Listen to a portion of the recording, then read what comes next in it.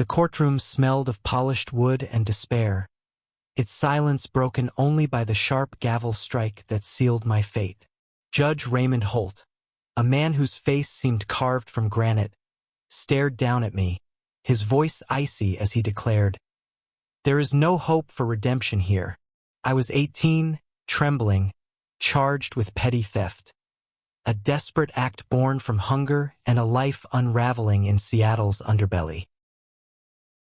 My name is Ethan Caldwell, and that moment in 2015 felt like the end. Growing up in foster care, I'd learned early that trust was a luxury I couldn't afford. The judge's words weren't just a sentence. They were a verdict on my worth. 6 months in juvenile detention, he ruled, his eyes devoid of mercy. As bailiffs led me away, I caught a glimpse of a young man in the gallery. Sharp jawline, curly blonde hair, maybe my age, watching with an expression I couldn't read. I didn't know then that he was Caleb Holt, the judge's son, or that our paths would collide in ways that would rewrite my life. Detention was a blur of gray walls and sharper lessons. I kept my head down, sketching in a tattered notebook to escape the chaos. Art was my refuge, a way to dream beyond the bars. When I was released, I vowed to rebuild. Seattle's streets were both home and battlefield, but I found work at a diner, flipping burgers and saving every penny for community college. I wanted to be more than the kid Judge Holt had dismissed. 2 years later, I was 20, enrolled in art school, scraping by but alive with purpose. That's when Caleb walked into my life. It was a rainy April evening at the Canvas, a quirky Capitol Hill coffee shop where local artists hung their work. I was there for an open mic, sketching in a corner, when a voice broke my focus. "That's incredible," he said, pointing to my half-finished drawing of a city skyline at dusk. I looked up, and there he was, those same blonde curls from the courtroom, now framing a face that held warmth instead of judgment. "Thanks," I muttered, wary. People didn't just compliment you without wanting something. But Caleb's smile was disarming, his green eyes curious. "I'm Caleb," he said, sliding into the seat across from me. "Mind if I sit?" I shrugged, unsure why someone like him, clean-cut, probably rich, would bother with me. We talked for hours that night, about art, music, the way Seattle's rain felt like a second skin. He didn't mention his father, and I didn't connect the dots. Not yet. Caleb became a regular at the Canvas, always finding me, always asking about my sketches. He was studying environmental science at the University of Washington, passionate about saving the planet one policy at a time. His optimism was infectious, softening the edges of my cynicism. One night, he showed me his own drawings, amateurish but earnest maps of imagined sustainable cities. "You're not half bad," I teased, and he laughed, a sound that made my chest ache in a way I didn't understand. Weeks turned into months, and our coffee shop chats became walks through Pike Place Market, late-night tacos at food trucks, and debates about whether Star Wars or Star Trek had the better universe. I didn't realize I was falling for him until he brushed my hand one night, helping me pick up a dropped pencil, and my heart stuttered. I'd never let myself think about love, not like this. Growing up, I'd buried those feelings, afraid of what they meant in a world that often felt hostile to people like me. But Caleb was different. He saw me, not the ex-con, not the foster kid, but Ethan, the artist with dreams bigger than his past. One night, under a streetlight in Fremont, he kissed me. It was soft, tentative, and I froze, terrified of what it meant. "Is this okay?" he whispered, and I nodded, unable to speak. That kiss was a spark, igniting something I'd never dared to hope for. Our relationship grew quietly, fiercely. We were two young men navigating a world that didn't always understand us, stealing moments in Seattle's parks and bookstores. But there was a shadow I couldn't shake: Caleb's reluctance to talk about his family. "It's complicated," he'd say, changing the subject. I didn't push, not wanting to ruin what we had. I should have known secrets like that don't stay buried. One evening, Caleb invited me to a gallery event where my art, a series of cityscapes inspired by Seattle's grit and beauty, was being displayed. I was nervous, but he was my anchor, beaming with pride as strangers praised my work. That's when I saw him. Judge Raymond Holt, standing across the room, his cold gaze cutting through the crowd. My stomach dropped. Caleb's hand tightened on mine, and he whispered, "I didn't know he'd be here." "Why is he here?" I asked, my voice shaking. Caleb's face paled.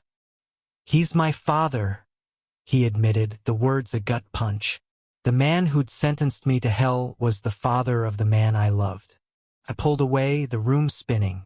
How could Caleb not tell me? How could he let me fall for him, knowing who his father was? "Ethan, please," Caleb begged, following me outside. "I didn't know how to tell you. I was in that courtroom because I wanted to understand him. But I saw you, and I couldn't stop thinking about you." His voice broke, but my anger was louder. "You lied to me," I snapped. "You let me think I was safe with you." I walked away, the rain soaking through my jacket, my heart fracturing with every step. That night, I sat in my tiny apartment, staring at a blank canvas. Caleb's betrayal stung, but worse was the fear that I'd never escape my past. Judge Holt's words echoed. There is no hope. Maybe he was right. Maybe someone like me didn't get to have love, not like this. But as I picked up my brush, painting the city that had both broken and saved me, I realized I wasn't ready to give up. Not on myself. And maybe, just maybe, not on Caleb. Days passed, and Caleb's texts went unanswered. My phone buzzed with his apologies, his pleas to talk, but I couldn't face him. Not yet. The betrayal cut deep, not just because he'd hidden his father's identity, but because it forced me to confront the shame I'd carried since that courtroom. I threw myself into my art, painting late into the night, each stroke a defiance against the voice that said I wasn't enough. Seattle's spring was relentless, rain blurring the city into a watercolor dream. I worked double shifts at the diner, saving for a better future, but the ache in my chest wouldn't fade. Caleb's absence was a ghost, haunting every corner of Capitol Hill. I missed his laugh, his relentless optimism, the way he made me believe I could be more. But trust, once broken, was hard to rebuild. One morning, I found a letter slipped under my apartment door. Caleb's handwriting, neat and deliberate, covered the page. "Ethan," it began, "I was wrong to keep the truth from you. My father's shadow has always been heavy, but you're the light I didn't expect. Please, let me explain." He asked to meet at Volunteer Park, near the conservatory at sunset. I crumpled the letter, then smoothed it out, torn between anger and longing. I went. The park was alive with joggers and families, the air thick with the scent of blooming lilacs. Caleb stood by the glass dome of the conservatory, his blonde curls catching the fading light. He looked nervous, younger somehow, clutching a small sketchbook. "Thank you for coming," he said, his voice soft. I crossed my arms, keeping my distance. "Talk." He told me about growing up with Judge Holt, a man whose rigid sense of justice left little room for warmth. Caleb had spent his life trying to please him, studying hard, staying out of trouble, but never feeling seen. "That day in court," he said, "I was there because I thought I could understand him better. But all I saw was you, scared, alone, but so strong. I didn't tell you who I was because I wanted you to know me, not him." His words stirred something in me, but I wasn't ready to forgive. You should have told me, I said. You made me feel like a fool. Caleb nodded, eyes downcast. I know. I was scared you'd walk away. I'm still scared. He handed me the sketchbook, filled with drawings of us. Moments I hadn't realized he'd memorized, like me laughing at a food truck or sketching by the waterfront. This is how I see you, he said. Not as your past, but as my future. I wanted to stay angry, but his vulnerability cracked my defenses. We sat on a bench, talking until the stars came out. He told me about his dreams of building a greener world, about the fights with his father over his unrealistic ideals. I told him about foster care, about the nights I went hungry, about the art that kept me sane. For the first time, I felt truly seen, not as a case file or a criminal, but as Ethan. We started over slowly. Coffee dates turned into hikes in the Cascades, his hand finding mine on rocky trails. But the shadow of Judge Holt loomed. Caleb was still living under his roof, tiptoeing around a man who disapproved of everything he was.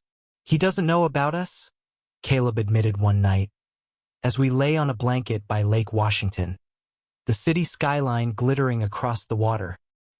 He wouldn't understand. Then tell him, I said, my voice sharper than I meant. Caleb's silence was answer enough. I pulled away, the old fear creeping in, that I was a secret, a shame. I can't be something you hide, I told him. I've spent my life being invisible. He promised to try, but I saw the fear in his eyes, the weight of a father who'd never bend. Weeks later, Caleb invited me to a fundraiser for a local environmental group. It was held at a sleek downtown venue, all glass and chandeliers, the kind of place I'd never felt I belonged. I wore my best jacket, still feeling out of place among Seattle's elite. Caleb was in his element, charming donors with talk of sustainable urban planning. I was proud, but uneasy, especially when I saw Judge Holt across the room, shaking hands with politicians. He spotted us, his eyes narrowing as they landed on me. Caleb, he called, his voice cutting through the crowd. Caleb froze, his hand slipping from mine. Who's this? The judge asked, his tone laced with suspicion. Caleb hesitated, then said, This is Ethan, a friend. The word friend stung like a slap. I excused myself, fleeing to the balcony, the city's lights blurring through my anger. Caleb followed, his face pale. I panicked, he said. I didn't know how to tell him. I shook my head, my voice low. You're ashamed of me, of us. He reached for me, but I stepped back. I'm not your secret, Caleb. I deserve more. I left him there, the weight of his silence heavier than any courtroom verdict. Back in my apartment, I painted furiously, a storm of colors, blues for pain, reds for anger, golds for the hope I was terrified to lose. Caleb's calls went unanswered again, but this time, it wasn't just about him. It was about me, about refusing to be less than I was. I didn't know if we could fix this, but I knew I couldn't go back to hiding. The weeks that followed were a haze of routine, diner shifts, art classes, and sleepless nights. I avoided the canvas, afraid of running into Caleb, afraid of the pull he still had on me. My paintings grew darker, jagged lines of a city that felt both alive and cruel. Friends noticed my distance, but I brushed them off. How could I explain the ache of loving someone who couldn't fully choose me? One evening, a knock at my door startled me. It was Mia, a classmate from art school, her dreadlocks tied back, concern in her eyes. You've been a ghost, Ethan, she said, holding up a flyer for a community art show. This is your chance to shine. Don't let whatever's going on keep you from that. She was right. I'd been hiding, letting Caleb's choices dim my own light. I agreed to submit a piece, a vibrant mural of Seattle's resilience, painted with every ounce of my heart. The art show was held in a warehouse in Soto, string lights casting a warm glow over the crowd. My mural drew attention, its colors a defiant celebration of survival. I was talking to a local gallery owner when I felt a familiar presence. Caleb stood across the room, his eyes locked on me, holding a bouquet of wildflowers. My heart lurched, but I turned away. I wasn't ready. He caught up to me outside, the night air cool against my skin. "Ethan, please," he said, his voice raw. I told my father about us. I stopped, turning to face him. "And?" I asked, bracing myself. Caleb's eyes were red, his voice trembling. He didn't take it well, said I was throwing my life away. "But I don't care. I choose you." His words hit like a tidal wave. I wanted to believe him, but trust was a fragile thing. "What does that mean, Caleb?" I asked. "You choosing me doesn't erase what happened." He stepped closer, the wildflowers trembling in his hands. "It means I'm done hiding. I'm moving out, getting my own place. I want a life with you, Ethan, if you'll still have me." I took the flowers, their scent grounding me. We talked for hours, sitting on a curb under the warehouse's neon sign. He told me about the fight with his father, how Judge Holt had called our relationship a phase, a mistake. Caleb had stood his ground, refusing to back down. "I'm not him," he said. "I'm not perfect, but I'm trying to be better. For you, for us." I let him back in cautiously. We rebuilt our rhythm. Late-night talks, shared dreams, stolen kisses in the rain. But the world wasn't as forgiving. Whispers followed us in public, glances that lingered too long. One night, at a bar in Belltown, a group of guys heckled us, their words sharp with hate. Caleb stepped in front of me, his voice steady. "Back off," he said, and they did. But the encounter left me shaken. I'd faced prejudice before, but now it felt personal, a threat to the life we were building. Caleb sensed my fear. "We're stronger than this," he said, pulling me close. "They don't get to define us." His conviction anchored me, but I couldn't shake the feeling that his father's disapproval was a storm waiting to break. Judge Holt wasn't just a man. He was a symbol of a world that saw people like me, like us, as less. Then came the letter. It arrived at my apartment, the courthouse seal stark against the envelope. Judge Holt had requested a meeting, citing personal matters. My stomach churned. Was this about Caleb? About me? I showed it to Caleb, who looked as uneasy as I felt. "He's never done this before," he said. "Let me come with you." I shook my head. "I need to face him alone." The meeting was set in a small office at the courthouse, not the grand courtroom of my past. Judge Holt sat behind a desk, his face as unyielding as ever. "Mr. Caldwell," he began, "I understand you're involved with my son." His tone was clipped, professional, but his eyes held a flicker of something. "Anger? Disdain? I want to be clear," he continued. "This relationship is a distraction. Caleb has a future responsibilities. You, of all people, should understand the consequences of poor choices." His words were a knife, reopening old wounds. "With all due respect," I said, my voice steady despite the rage inside, "Caleb's choices are his own, and I'm not the kid you sentenced years ago." He leaned back, studying me. "Perhaps," he said, "but some stains don't wash out." I left the office, my hands shaking, his words echoing. "There is no hope." I didn't tell Caleb everything, not wanting to burden him, but he saw the change in me the way I pulled back. "What did he say?" he pressed, his voice tight. I shook my head, forcing a smile. "Nothing I haven't heard before. But inside I was spiraling. Was I holding Caleb back? Was love enough in a world that kept trying to tear us apart? Summer arrived, painting Seattle in hues of gold and green. Caleb and I found solace in small moments.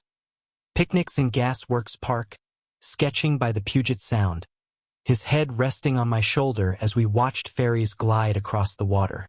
But Judge Holt's words lingered, a poison I couldn't fully purge. I threw myself into my art, preparing for a solo exhibition at a small Capitol Hill gallery, a chance to prove I was more than my past. Caleb was my biggest supporter, helping me frame pieces and spread the word. "You're going to blow them away," he said, his pride a balm to my doubts. But his own struggles were growing. He'd moved into a tiny apartment in Fremont, cutting ties with his father's money, and was working part-time while finishing his degree. The strain showed in his tired eyes, but he never complained. "We're building something real," he'd say, and I wanted to believe him. The exhibition was a whirlwind. My paintings, vivid snapshots of Seattle's soul, drew a crowd, including local critics. I was nervous, but Caleb's presence kept me grounded, until Judge Holt walked in. The room seemed to shrink, his presence a storm cloud. He studied my work, his face unreadable, then approached me. "You've done well," he said, his tone grudging. "But don't think this changes anything." Before I could respond, he left, leaving a chill in his wake. Caleb was furious when I told him. "He has no right," he said, pacing his apartment. "He can't control us." But I saw the fear in his eyes, the same fear I felt, that his father's disapproval could erode what we had. I pulled him close, kissing his forehead. "We're enough," I said, more to myself than to him. But the world kept testing us. A week later, Caleb was attacked. It happened outside a bar in Pioneer Square, a group of men shouting slurs as they cornered him. He fought back, but came home with a black eye and a split lip. When I saw him, my heart stopped. "I'm okay," he said, but his voice shook. I cleaned his wounds, my hands trembling with rage and fear. "This is what I was afraid of," I whispered. "The world doesn't want us to win." Caleb took my face in his hands. "Then we fight harder," he said. "We don't let them win." His strength pulled me back from the edge, but the incident left scars. We became cautious, avoiding certain neighborhoods, holding hands less in public. It felt like a betrayal of who we were, but survival demanded it. My exhibition's success led to a commission, a mural for a community center in the Central District. It was a chance to give back, to paint hope into a neighborhood that had seen its share of struggle. Caleb helped me brainstorm, sketching ideas late into the night. "This is bigger than us," he said, his eyes bright. "It's about showing the world we're here, and we're not going anywhere." The mural took shape over weeks, a vibrant tapestry of faces and stories, reflecting the diversity of the community. Caleb was there every day, hauling paint cans, cheering me on. One afternoon, as we worked side by side, he said, "I want to spend my life with you, Ethan." The words caught me off guard, simple but seismic. I kissed him, paint smudged on our faces, the world fading away. But Judge Holt wasn't done. He called Caleb, demanding he attend a family event, a political fundraiser where appearances mattered. "He wants me to play the perfect son," Caleb said, his voice bitter. "No mention of you, of course." I urged him to go, not wanting to be the reason he lost his family entirely. "I'll be fine," I said, but the words felt hollow. The night of the fundraiser, I stayed home, painting to distract myself. But I couldn't shake the image of Caleb in a room full of people who didn't know him, didn't know us.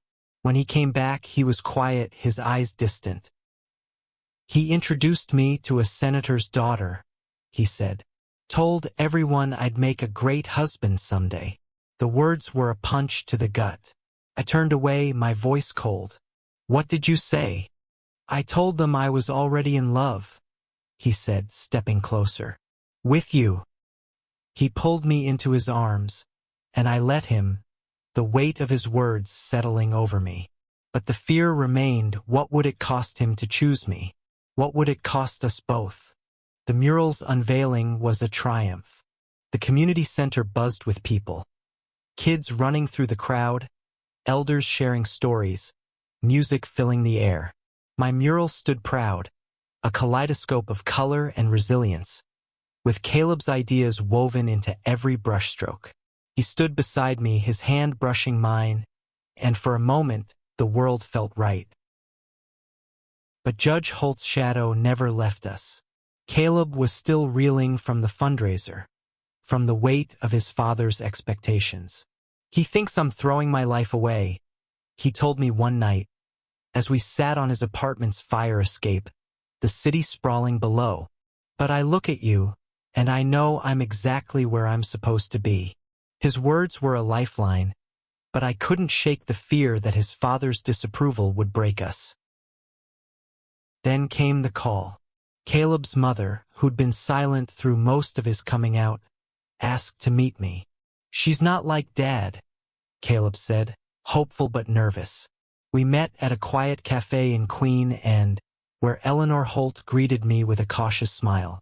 She was elegant, her graying hair pulled back, her eyes kind but guarded. Caleb speaks highly of you, she said. I want to understand. I told her my story, not just the theft or the courtroom, but the art, the dreams, the love I had for her son. She listened, her expression softening. Raymond is a hard man, she said finally, but Caleb's happiness matters to me. If you're that happiness, I'm on your side. Her words were a small victory, but they came with a warning. He won't let go easily. She was right. A week later, Judge Holt summoned Caleb to his office. When Caleb returned, he was shaken. He wants me to move to D.C., he said. There's a job with a senator's office, a better path. He said if I don't take it, I'm cut off for good. I felt the ground shift beneath me. What did you tell him? I asked, my voice barely a whisper. I told him no, Caleb said, his jaw set. I told him I'm staying here with you. He pulled me close, but I could feel the weight of his choice. He was giving up his family, his safety net, for me. I wanted to be worth it, but doubt gnawed at me. What if I wasn't enough? We threw ourselves into our dreams to drown out the noise. Caleb landed an internship with a local environmental nonprofit, and I took on more commissions, my art gaining traction. But the world kept pushing back. A gallery owner hesitated to show my work after learning about my past, citing reputation concerns. A neighbor left a hateful note on Caleb's door. Each blow chipped away at us, but we held on, our love a stubborn flame. One night, as we walked through the arboretum, Caleb stopped under a canopy of cherry blossoms. I've been thinking, he said, his voice steady but nervous.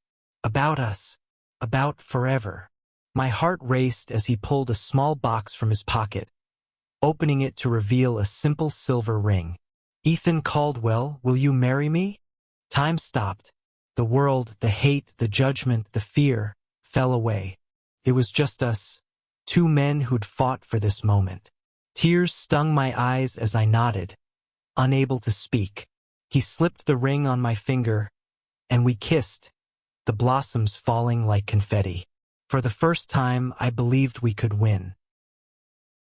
But the next morning, reality crashed back. Caleb's phone buzzed with a message from his father. You're making a mistake. Come to the house tonight, alone. Caleb's face hardened. I'm done with his ultimatums, he said. But I saw the fear in his eyes, the same fear I'd carried since that courtroom. Go, I said. You need to face him. For you. He went, and I waited, painting to keep the panic at bay. Hours later, he returned, his face pale but resolute. "He disowned me," he said, his voice steady. "Said I'm no son of his if I choose this life." My heart broke for him, but he smiled, pulling me close. I told him I already have a family. "You." We held each other, the weight of his words settling over us like a vow. Planning a wedding in Seattle felt like painting a canvas. Every choice a brushstroke, every moment a chance to create something beautiful. We chose a small park in Madison Valley for the ceremony, with cherry blossoms and a view of the Cascades.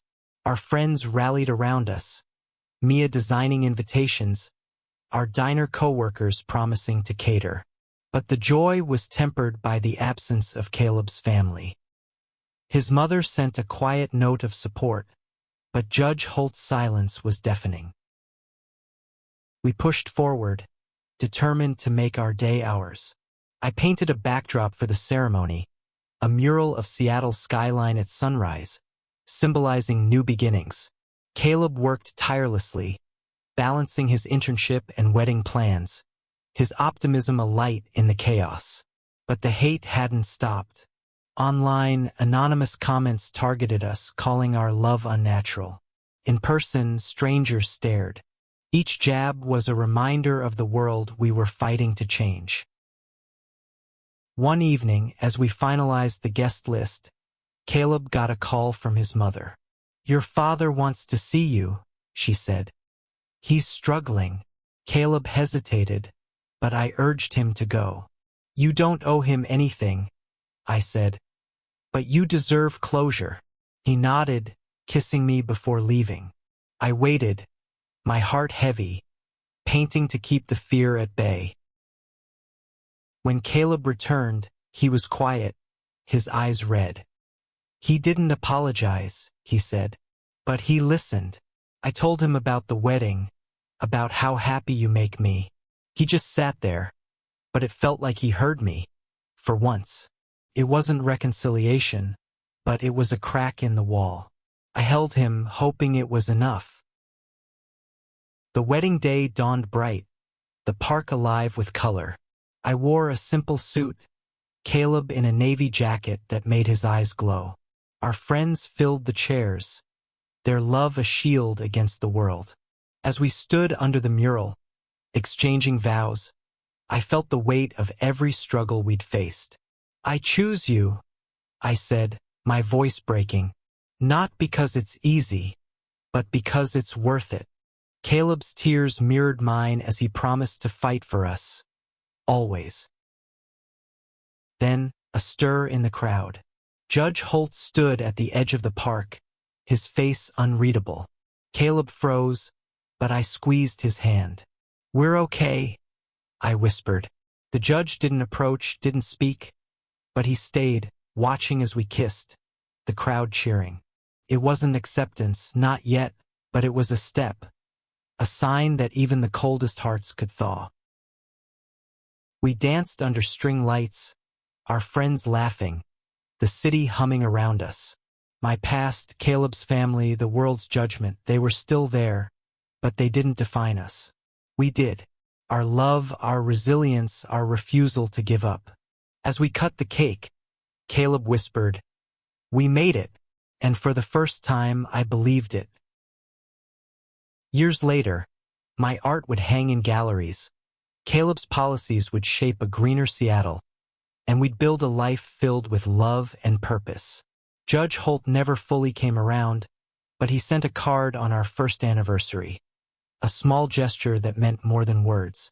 The world didn't change overnight, but we did, proving that hope could bloom even in the coldest of verdicts.